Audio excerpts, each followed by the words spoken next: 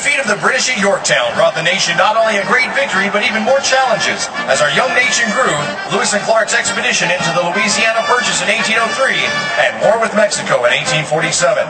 The ongoing debate over states' rights and slavery divided the country, and brother faced off against brother in a bitter 4-year civil war.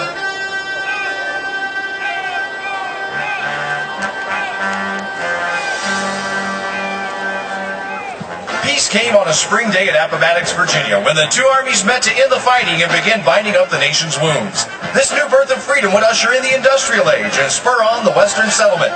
The cavalry boots of the Buffalo Soldier would block the picket lines on lonely outposts of the American West. They built roads, strung wire, mapped the land, and provided security for the onrushing settlers.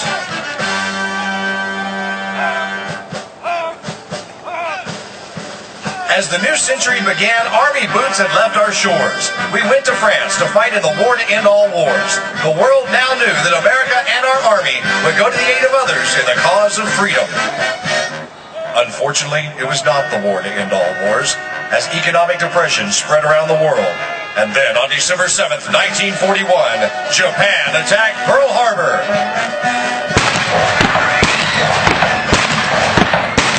A day that will live in infamy.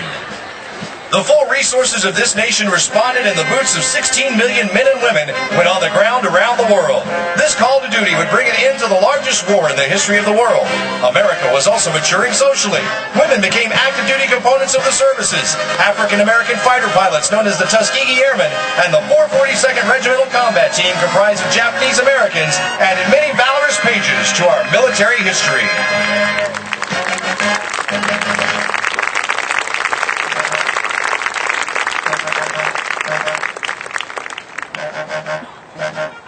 The world entered into the nuclear age as man created weapons of mass destruction, and the world became polarized between the forces of democracy and the menace of communism. The first test came in a faraway land. The Army is part of a United Nations fighting force, but its boots on the snowy hills of Korea. Heartbreak Ridge, Pork Chop Hill, and Chosin Reservoir became familiar names. The Korean War ended after 3 years of hard and intense combat. To this day, soldiers still stand on those hills, guarding in the name of freedom.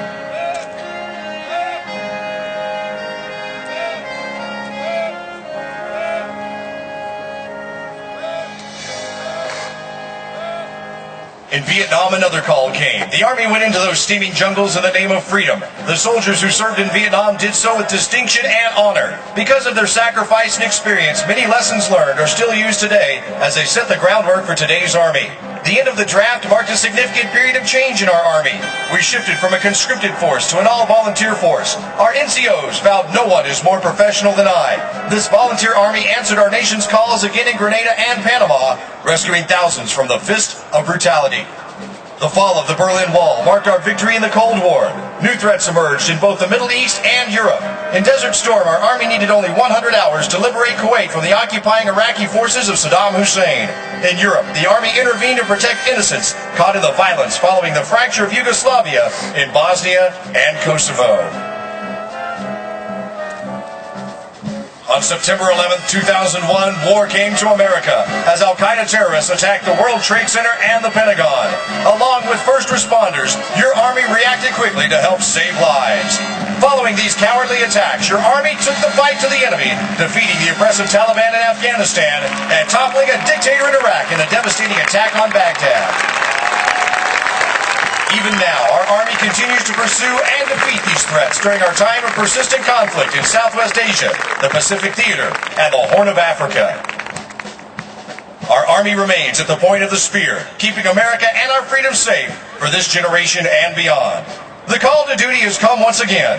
Ladies and gentlemen, all components of our Army, active, reserve, and National Guard, are in the lead in this new way of war, both in defense of the homeland and on freedom's frontier.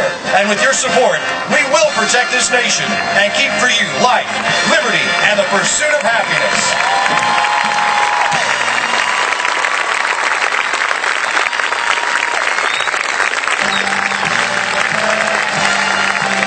My name is Private First Class Leilani Williams from American Samoa, and I have been an American soldier for over 1 year.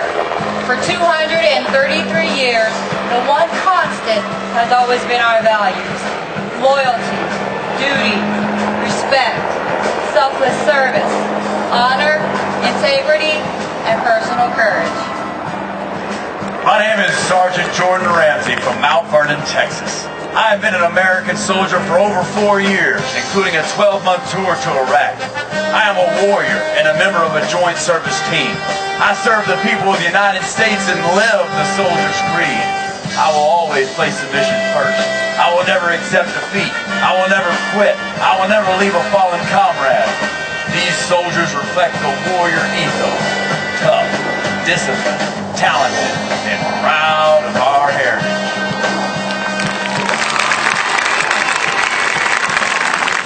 My name is Private First Class Matthew Rossi from Ottawa, Kansas.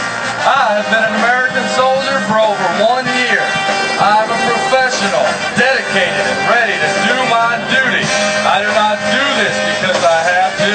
I do this because my nation needs me. I stand ready to defend our way of life. I am a guardian of freedom and the American way of life. I am an American soldier, and we are Army Strong.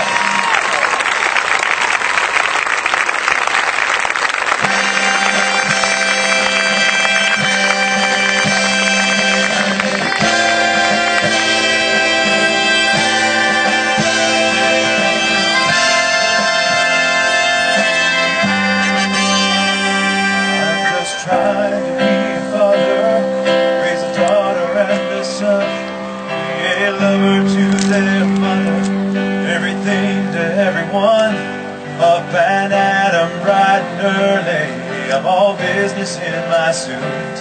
Yeah, I'm dressed up for success, from my head down to my boots. I don't do it for the money, there's bills that I can't pay. I don't do it for the glory, I just do it anyway. Providing for our future is my responsibility. Yeah, I'm real good under pressure, being all that I can be. I can't call in sick on Monday when the weekend's been too strong. I just work straight through the holidays, sometimes all night long. You can bet that I stand ready when the wolf growls at the door. Hey, I'm solid, hey, I'm steady, hey, I'm true down to